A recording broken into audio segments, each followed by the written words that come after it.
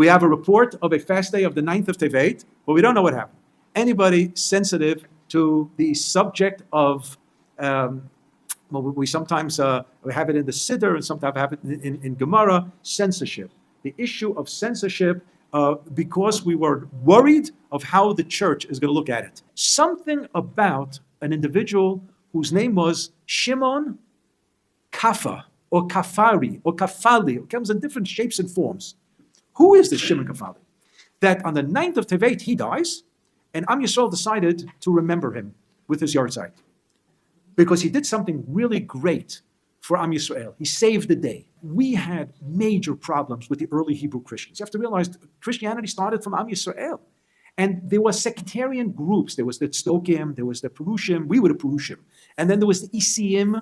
They were like Chassidim to an extent. They were going to the mikveh all the time. They were Messianic Jews. Messianic Jews who believed that the war against Rome had to be fought, the revolt against Rome, because we are ushering in Mashiach time.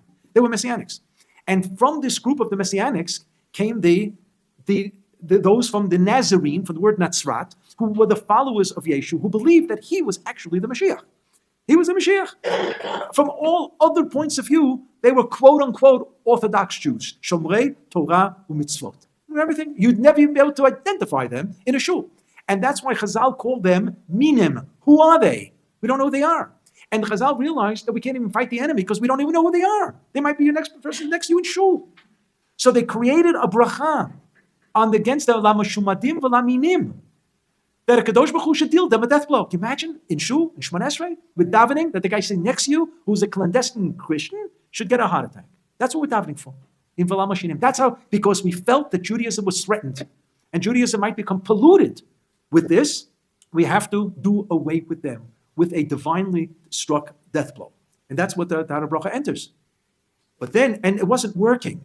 It wasn't working. It was very popular, very popular. I just want to say parenthetically, this Dr. David Berger wrote a whole book saying that if we translate the first generation of Hebrew Christians with all their theological beliefs and with the Mashiach being the center of their theology, he translated to the 20th century, he says, welcome to 770 Eastern Parkway, welcome to Chabad. So, and he says, if we want to try to understand what the early Hebrew Christians were, it's something like that. You know, Jews who you count to a million, you go to their shul to daven and everything, except that there was a Mashiach at the center of their theology. The idea came up that we have to have a spy to infiltrate the hierarchy of Christianity at the time. And somebody was asked to volunteer, and his name was Shimon.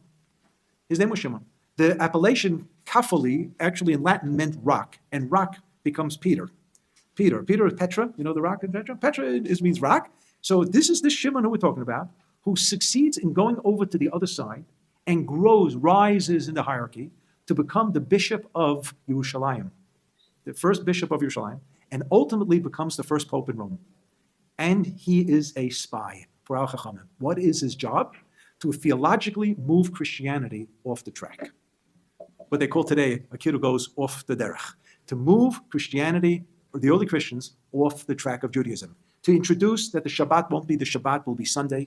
To introduce the Chagim, slight switch in the calendar. To introduce not really having to be careful about the kashrut, because if it's not Beit HaMikdash, you don't have to have it.